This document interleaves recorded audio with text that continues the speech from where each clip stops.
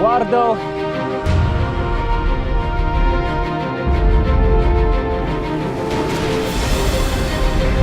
Dr. Warren and the Committee of Correspondence has sent us the warning. The British should be here soon.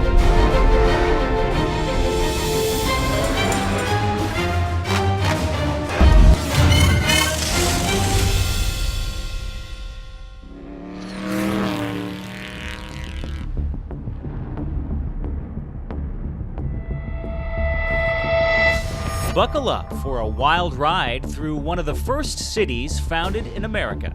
Today we have a lot of ground to cover. We'll be traveling through a mass burial site, the home and hangouts of one genius inventor and his philosophical friends, the place America's Declaration of Independence was written, and Carpenter's Hall.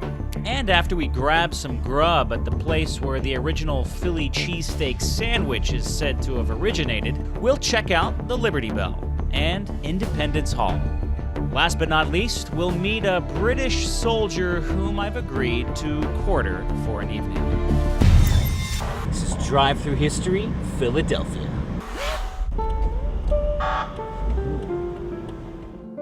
That's the first bank of the United States. There are Revolutionary War era sites all over this area. Most of them have been beautifully restored. Once you find a parking place, you can easily walk to most of the historic locations you want to visit in downtown Philadelphia.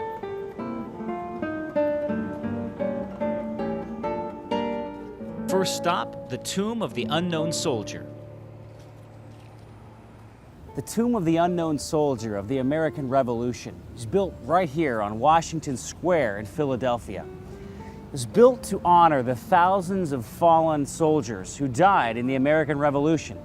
In fact, thousands of those soldiers are buried right here in mass graves. A letter of John Adams, dated the 13th of April, 1777, captures the somber mood in the square. I have spent an hour this morning in the congregation of the dead. I took a walk into the Potter's Field, a burying ground between the new stone prison and the hospital, and I never in my whole life was affected with so much melancholy. The graves of the soldiers who had been buried in this ground from the hospital and bettering house during the course of last summer, fall, and winter, dead of the smallpox and camp diseases, are enough to make the heart of a stone melt away. The sexton told me that upwards of 2,000 soldiers had been buried there, and by the appearance of the grave and trenches, it is most probable to me that he speaks within bounds. To what causes this plague is to be attributed, I don't know. Disease had destroyed 10 men for us, where the sword of the enemy has killed 1.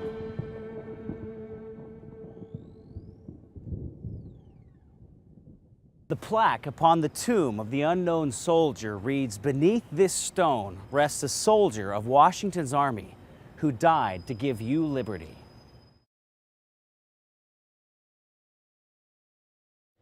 Next, I decided to visit Franklin Court. It's impossible to miss the fact that the city of Philadelphia lives and breathes with the spirit of a man who many consider to be our most famous founding father, Benjamin Franklin. Now, one of his most famous sayings was, "Well done is better than well said." It's an adage that encapsulates the man whose common sense, down-to-earth pragmatism propelled him to accomplish a staggering amount of achievements in his action-packed lifetime. Ben Franklin was a leading author, political theorist, politician, printer, statesman, scientist, inventor, civic activist, and diplomat. We're here at Franklin Court. Let's go take a look. As a printer, Ben Franklin was extremely successful. He had learned the trade from his older brother and soon moved from Boston, where he was born, to Philadelphia, where he became a newspaper editor, printer, and merchant. It was here that he began to publish the Pennsylvania Gazette, a newspaper that became the most successful in all the colonies. He also published a wildly popular yearly almanac that he wrote under the pseudonym Richard Saunders. He called it Poor Richard's Almanac. As a scientist, Franklin took the world by storm, conducting experiments in electricity, what they called at that time electrical fluid. Some of his experiments would become infamous. On a stormy June day in 1752, Ben Franklin, along with his son William, flew a kite with a wire poking out of it high in the Philadelphia skies. As the skies darkened and the kite's string bristled with electricity, Franklin brought his knuckles close to a brass key dangling from the end of the string. A spark leaped through the air, giving him a powerful jolt, thus proving that lightning, at the time a rather mysterious phenomenon, was simply electricity. This, along with other experiments with electricity, led to Franklin's invention of the lightning rod, a device that has protected untold numbers of buildings and lives to this very day. Ben Franklin was a prodigious inventor, inventing the Franklin stove, a urinary catheter, a glass harmonica, swim fins, and those famous bifocals. But the most amazing thing about Franklin is that for all his inventions, he never sought a patent. He wanted to give his inventions to the world freely. In his autobiography, he wrote, "As we enjoy great advantages from the inventions of others, we should be glad of an opportunity to serve others by any invention of ours, and this we should do freely and generously." Franklin, like so many of our nation's greatest leaders, was motivated not out of fame or monetary gain, but service to others and the greater good. In 1764, Franklin was dispatched to England as an agent for the Pennsylvania colony to petition King George III to establish central British control of Pennsylvania away from its hereditary proprietors. In London, Franklin opposed the Stamp Act and took a principled stand against the Townshend Acts of 1767. His opposition to unjust taxation by the Crown spelled an end to his dream of a career in the British government, and his alliance with the proponents of colonial independence. It also led to an irreconcilable break with his son William, who remained loyal to the Crown. Franklin then began his long journey home. By the time he arrived back in Philadelphia on May 5th, the American Revolution had begun, with fighting in Lexington and Concord. The New England militia had trapped the main British army in Boston. The Revolutionary War had officially begun. The Pennsylvania Assembly unanimously chose Franklin as their delegate to the Second Continental Congress. In 1776, he was a member of the Committee of Five that drafted the Declaration of Independence and made several small changes to Thomas Jefferson's draft. At the signing, he is quoted as having stated, "We must all hang together, or assuredly, we shall all hang separately." Like the other advocates of republicanism, Franklin emphasized that the new republic could survive only if the people were virtuous in the sense of attention to civic duty and rejection of corruption. Indeed, all his life he had been exploring the role of civic and personal virtue, as expressed in Poor Richard's aphorisms. On July 4th, 1776, Congress appointed a committee that included Benjamin Franklin, Thomas Jefferson, and John Adams to design the Great Seal of the United States. Now, each member of the committee proposed a unique design. Franklin's proposal featured the motto, "Rebellion to tyrants is obedience to God," and it even featured a scene from the book of Exodus, complete with Moses, the pillar of fire, the Israelites, and King George portrayed as Pharaoh. At the Constitutional Convention in 1787, when the convention seemed headed for disaster due to an endless and rancorous debate, the elderly Franklin requested that each day's session begin with prayers. Franklin recalled the days of the Revolutionary War, when the American leaders assembled in daily prayer, seeking divine guidance from the Father of Lights. He then rhetorically asked, "And have we now forgotten that powerful friend? Or do we imagine that we no longer need his assistance?"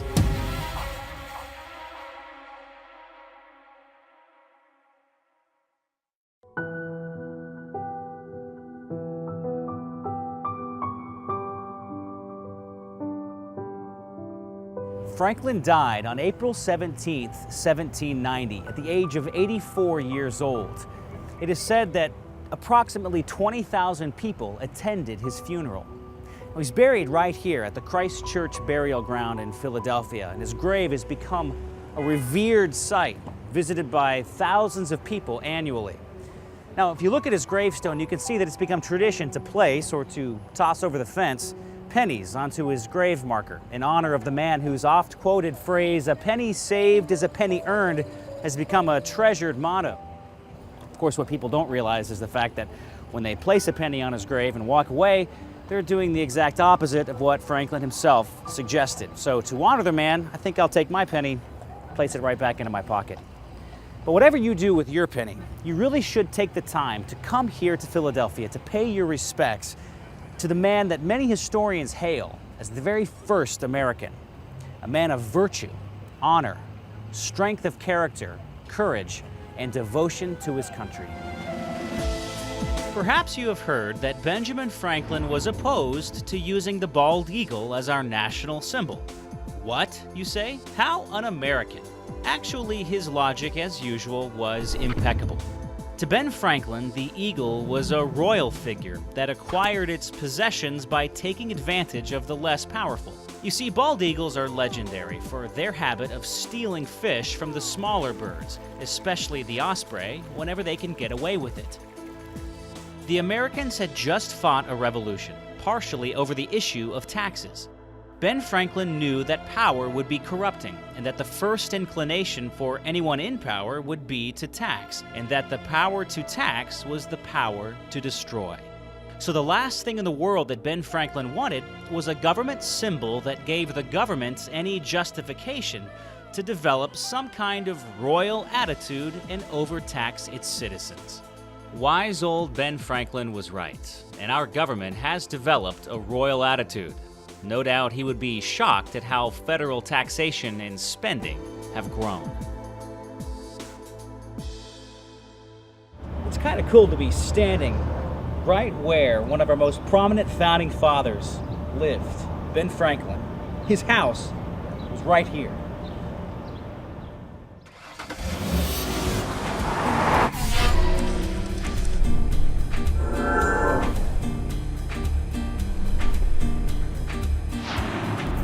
Think about it.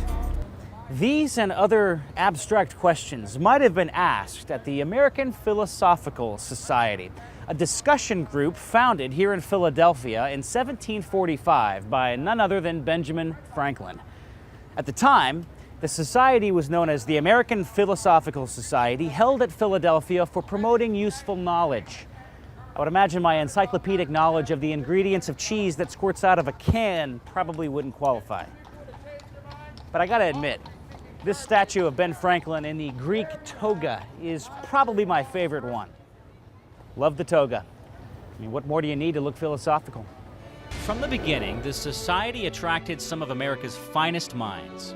Early members included George Washington, John Adams, Thomas Jefferson, Alexander Hamilton, Thomas Paine, Benjamin Rush, and James Madison.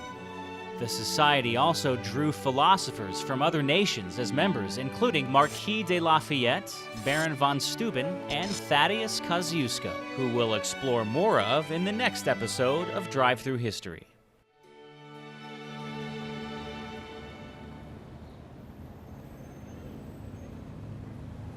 Thomas Jefferson was assigned to a committee that was given the task of drafting a declaration which enumerated the causes that led to the severance of ties with Great Britain. Now, finding his lodging in the heart of the city to be uncomfortable, or in his words, the excessive heats of the city, he came here to the rooms of Jacob Graff, or the Graff House. Today it's known as the Declaration House, and it's where Thomas Jefferson drafted the Declaration of Independence. You can see it today on the corner of 7th Street and Market Street, right here in Philadelphia. The original structure was lost when it was torn down in 1883, but photographs of the site have enabled the National Park Service to build this faithful recreation of the original building. Jefferson had the space and distance from the city he needed for his task. Using the Virginia Constitution as a reference, along with his extensive knowledge of political theory, Jefferson wrote the document in under 3 weeks. Interestingly, Thomas Jefferson complained about being bothered by horseflies while drafting the Declaration of Independence. Figures, being bothered by pests, drafting one of the most important documents of Western civilization. Story of my life. Apparently these horseflies were attracted by a stable which was located across the street.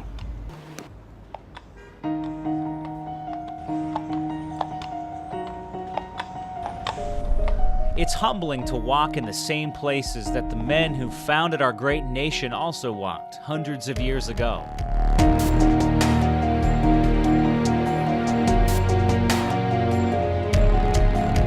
Carpenter's Hall is a 4-story brick building, a block away from Independence Hall in Philadelphia. It played an important part in the early history of the United States. The Carpenters Company of Philadelphia has owned and operated the meeting hall since 1770. The organization was founded in 1724 and remains the oldest trade guild in America. Carpenter's Hall was designed by architect Robert Smith in the Georgian style. An inscription over the south door reads as follows: "Within these walls, Henry, Hancock, and Adams inspired the delegates of the colonies with nerve and sinew for the toils of war." The First Continental Congress of the United Colonies of North America met here from September 5th through October of 1774.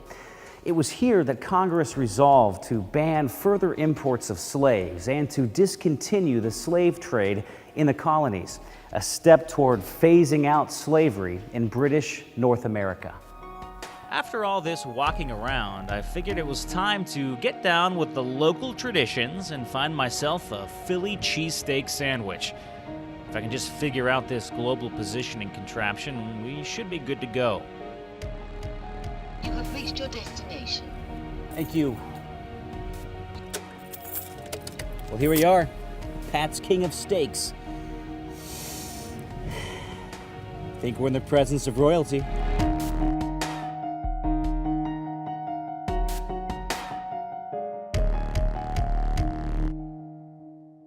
So after a long day of looking at some of the great foundations of the history of Western civilization, what do you do for dinner?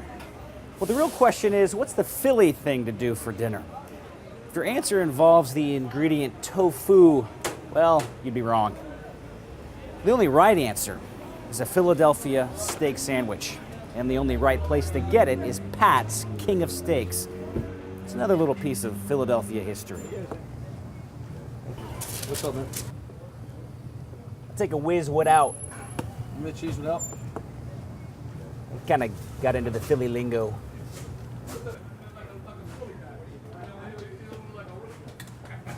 There you go. Thank you. Thanks a lot.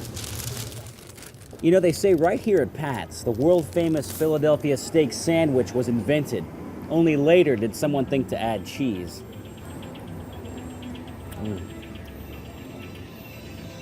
And what else to complete this fine dining experience? Pizza fries. Oh, Pat's makes the best pizza fries. Oh, if you're looking to lose a few pounds like me, I'd suggest sticking with the Diet Cola.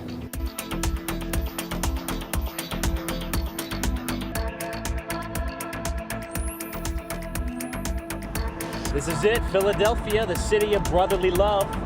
Nothing against all you sisters out there.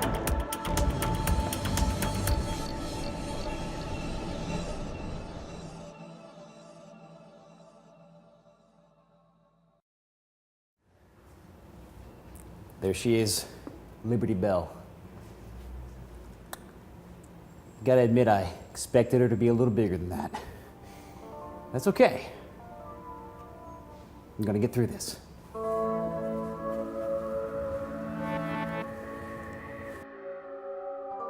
Although devastated from the shock I had just received, my internal fortitude helped me push on. Now I'm on a mission to find the real Liberty Bell and settle things once and for all. The Pennsylvania Assembly ordered a bell in 1751 to celebrate the 50-year anniversary of William Penn's 1701 Charter of Privileges, Pennsylvania's original constitution. The bell was displayed temporarily in the square outside the State House. To a great dismay of onlookers, however, the bell was rung, and it cracked. A replacement bell was cast by John Pass and John Stowe of Philadelphia. To prevent the new bell from cracking, Pass and Stowe cleverly added copper to the metal alloy. While the copper did strengthen the bell, the tone of the bell was now really annoying. The tone was so annoying, in fact, that angry neighborhood townspeople petitioned the government to destroy it and make a new one. Third time's a charm, right? So Pass and Stowe melted down the second bell and recast the bell again using the original metal alloy recipe. The third bell sounded great and functioned perfectly. It is said that the bell was rung at the first reading of the Declaration of Independence. So began a long pedigree of liberty-inspired events that came to be associated with the bell. The famous giant crack happened in 1846. It seems the bell was rung for several hours to celebrate the birthday of George Washington. Apparently, that was more than the bell could take. Many thought the bell was ruined, but in fact the crack has added to its historical charm and mystique. There is a Bible verse cast on the bell from Leviticus chapter 25, verse 10, which states, "Proclaim liberty throughout all the land unto all the inhabitants thereof." Leviticus 25:10, by order of the Assembly of the Province of Pennsylvania. This bell has come to symbolize freedom and liberty around the world. Now, the first recorded use of the name Liberty Bell happened during the struggle to outlaw slavery. Then it became part of a traveling exhibit to help heal the wounds of the Civil War. And in 1915, a replica was forged of the Liberty Bell to promote the women's suffrage movement. In short, this bell has come to promote the rights and freedoms valued by people all over the world. There's Independence Hall through the window. It's time to take a short walk across the street. The purpose of the Declaration of Independence and its principles of civic life, wrote Thomas Jefferson shortly before he died, were not to find out new principles and new arguments never before thought of, nor merely to say things which had never been said before, but to place before mankind the common sense of the subject. Jefferson tried as best he could to represent the sentiments of that day. Thomas Jefferson succeeded in creating an American ideal as embodied in the Declaration of Independence. But these ideas are universal and timeless. They have force wherever there are human beings. We are fallible creatures, yet we're made in the image of God, and so therefore we have freedom and reason. We are beings, wrote Thomas Jefferson, endowed by our Creator with certain unalienable rights. The Constitution is the supreme law of the land. It is binding upon and limits the power of every branch of the government and every agency of the state, including the courts. And the constitutional scheme that the founders devised for the lawful governance of human beings and the preservation of their sacred rights is the world's greatest triumph in practical political science. The founders themselves were not exactly of one mind when it came to the proper interpretation of their handiwork in every respect. And reasonable people of goodwill, of course, can and do disagree about various matters of constitutional interpretation. That's why they provided for the opportunity for future generations to amend the Constitution.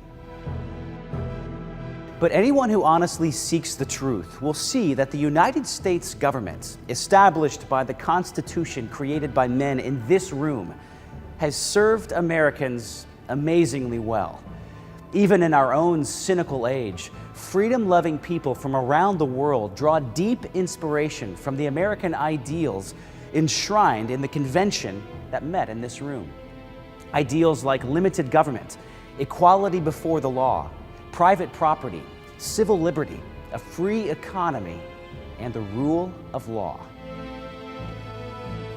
History tells us that basic freedoms are hard won, but easily lost. Each generation of Americans has a stewardship responsibility to guard these freedoms for the next generation. Again and again, generations before you have paid that price. That unbroken chain guarding your freedom started right here with this promise from these brave men. And for the support of this declaration, with a firm reliance on the protection of divine providence, we mutually pledge to each other our lives, our fortunes, and our sacred honor.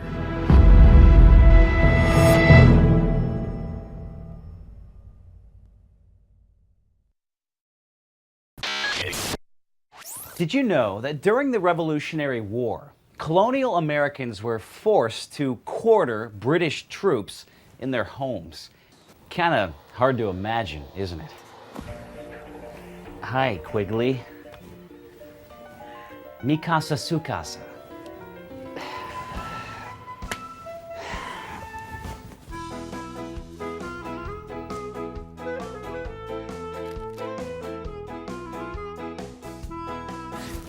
We need to talk. Well, excuse me. I'm sorry. I didn't know I was in the way of you watching daytime TV.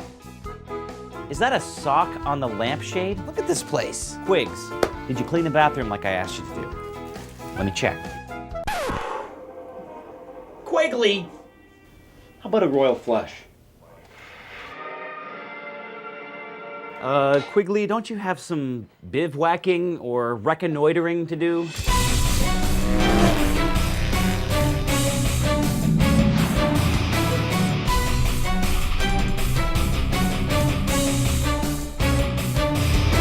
Sometimes you just gotta go try corn.